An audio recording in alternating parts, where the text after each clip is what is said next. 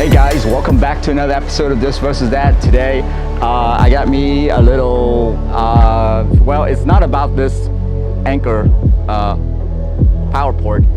It's actually, I'm using this Anker power port to show you guys some cool little unboxing tricks that I do with the cameras. And yeah, I'm gonna be using this here that I got. The box is still intact, so I haven't really shredded to pieces yet. So I'm going to be using this and kind of transition over to this. What I will be using is an A7c along with a Tamron 28 to 75 millimeter.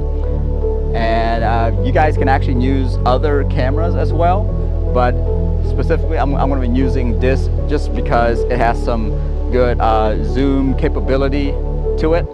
And I'm also going to be putting it on a gimbal, which is my choice of gimbal is Zhiyun Weibo S.